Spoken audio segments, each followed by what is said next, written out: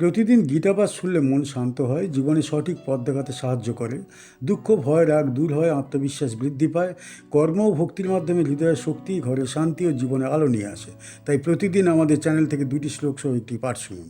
তেজোঃ সমাধিতিঃ শৌচমদ্রোহ নাতি মানিতা ভবন্তি সম্পদম দৈবীম অভিজাতস্য ভারত। হে ভারত বংশীয় অর্জুন, তেজ, ক্ষমাশীলতা, ধৈর্য, শুদ্ধতা, অদ্রোহ, বিনয় এবং অহংকারহীনতা এই সবই দৈবী সম্পদের লক্ষণ।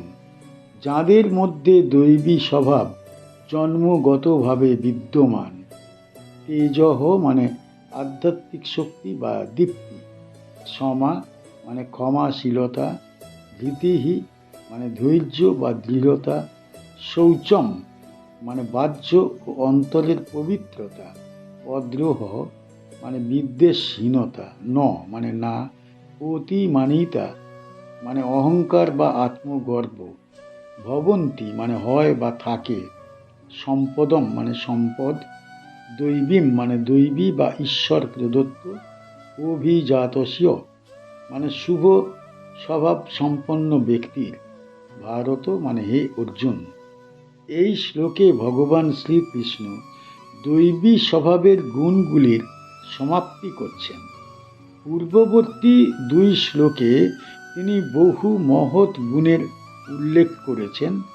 এই শ্লোকে তিনি আরও কয়েকটি গুরুত্বপূর্ণ গুণ যোগ করে বললেন, এই সব গুণ যাঁদের মধ্যে বিদ্যমান তাঁরা দৈবী সম্পদে সমৃদ্ধ।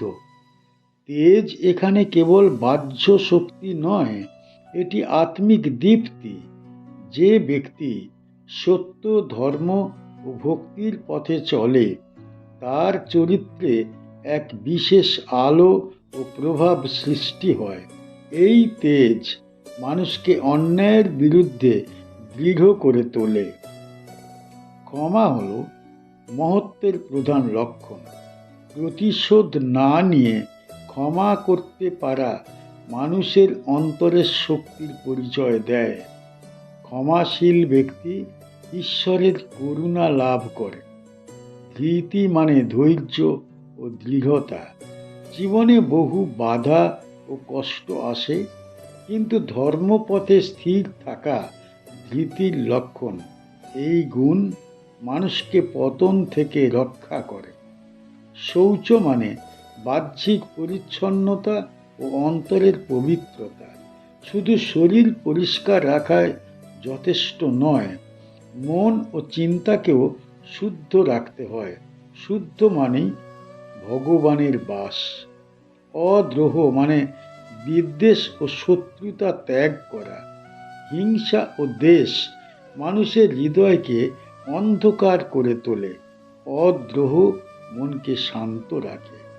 নাতিমানিতা অর্থাৎ অহংকারহীনতা, নিজেকে বড় ভাবা, অন্যকে ছোট করা, এই মনোভাব মানুষকে অধঃপতনের পথে নিয়ে যায়।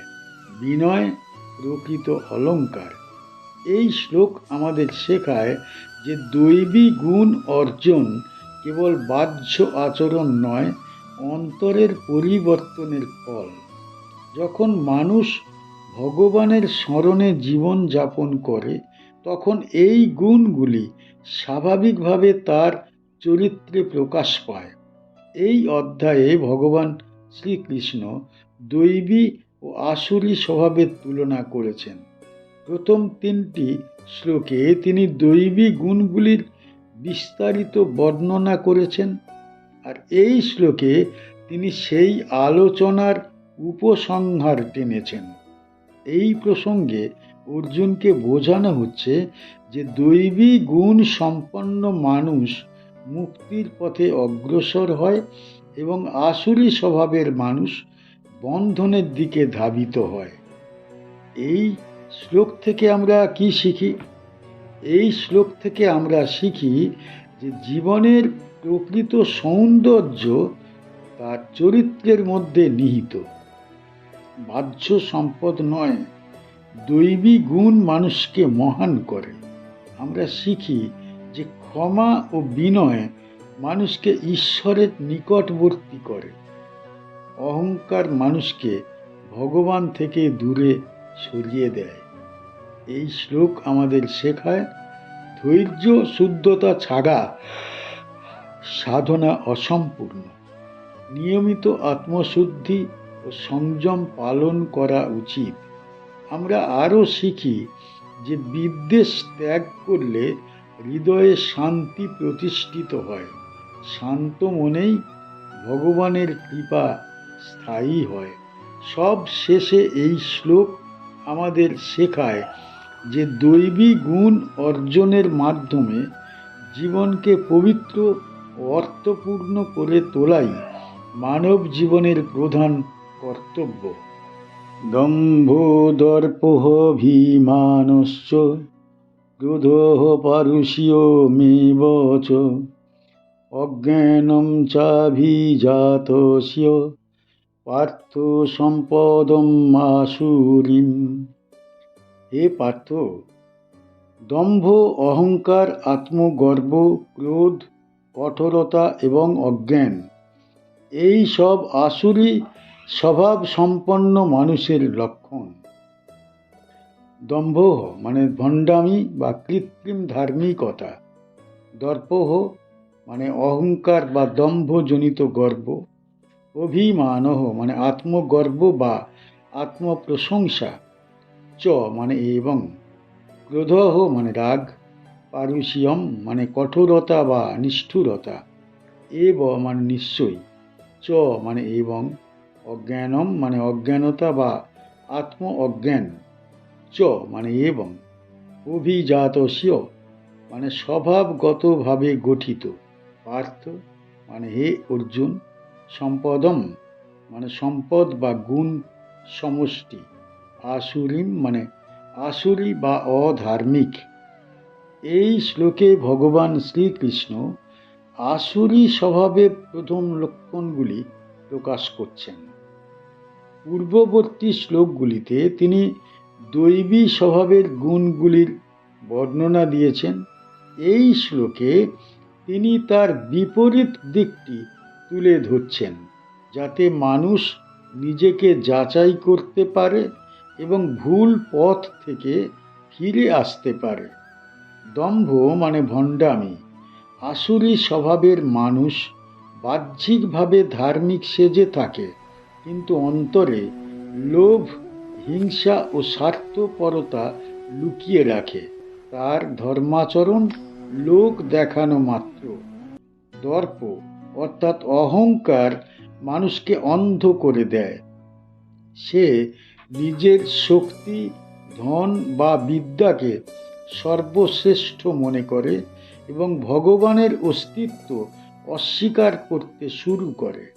অভিমান মানে নিজের গুণ নিয়ে অতিরিক্ত গর্ব করা। এতে মানুষ অন্যকে তুচ্ছ ভাবতে শেখে এবং ধীরে ধীরে একাকী হয়ে পড়ে। ক্রোধ মানুষের বিবেক নষ্ট করে। রাগের বশে মানুষ এমন কাজ করে ফেলে যার জন্য পরে অনুতাপ করতে হয়। আসুরি স্বভাবের মানুষ সহজেই ক্রোধের বশবর্তী হয়। পারুষিয়ম মানে নিষ্ঠুরতা ও কঠোর ব্যবহার। সে অন্যের কষ্টে আনন্দ পায় এবং ক্ষমা বা করুণার মূল্য সে বোঝে না। অজ্ঞান মানে আত্মজ্ঞানহীনতা। আসুরি মানুষ নিজের প্রকৃত পরিচয় ভুলে যায়। সে ভাবে দেহই সব কিছু, ভোগই জীবনের উদ্দেশ্য। ফলে সে ঈশ্বর থেকে দূরে সরে যায়। এই শ্লোক আমাদের আত্মসমালোচনার সুযোগ করে দেয়। মানুষ নিজের ভিতরের এই দোষগুলি আছে কি না তা পরীক্ষা করলে আত্ম উন্নতির পথ খুলে যায়। এই অধ্যায়ে ভগবান দৈবী ও আসুরি স্বভাবের তুলনা করছেন। প্রথমে দৈবী গুণ, পরে আসুরি গুণের কথা বলে তিনি অর্জুনকে সচেতন করছেন। এই প্রসঙ্গে শ্রীকৃষ্ণ বোঝাতে চান যে আসুরি স্বভাবের মানুষ সে নিজেকে বন্ধনের দিকে ঠেলে দেয়, আর দৈবী স্বভাবের মানুষ সে নিজেকে মুক্তির পথে নিয়ে যায়। কি শিখতে পারি শ্লোক থেকে? এই শ্লোক থেকে আমরা শিখি যে দম্ভ ও অহংকার মানুষের সর্বনাশের মূল কারণ। এগুলি ধীরে ধীরে মানুষকে অধর্মের পথে নিয়ে যায়। আমরা শিখি যে রাগ বা নিষ্ঠুরতা ত্যাগ না করলে শান্তি লাভ করা যায় না। করুণা ও ক্ষমাই মানব জীবনের সৌন্দর্য।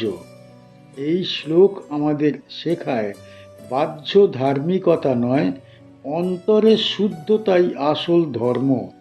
আমরা আরও শিখি যে আত্মজ্ঞানহীনতা মানুষকে পশুর স্তরে নামিয়ে আনে। তাই নিয়মিত আত্মচিন্তা ও শাস্ত্র পাঠ করা উচিত। সব শেষে এই শ্লোক আমাদের শেখায় আসুরি গুণ ত্যাগ করে দৈবী গুণ গ্রহণ করলে জীবনের প্রকৃত কল্যাণ সাধিত হয়। আমাদের চ্যানেলের গীতা পাঠ কেমন হয়েছে, ব্যাখ্যা কেমন হয়েছে, আপনার কেমন লেগেছে কমেন্ট বক্সে অবশ্যই জানাবেন, এবং প্রতিনিয়ত গীতা পাঠ শোনার জন্য চ্যানেলটা অবশ্যই সাবস্ক্রাইব করে রাখুন। দেখা হচ্ছে পরের ভিডিও।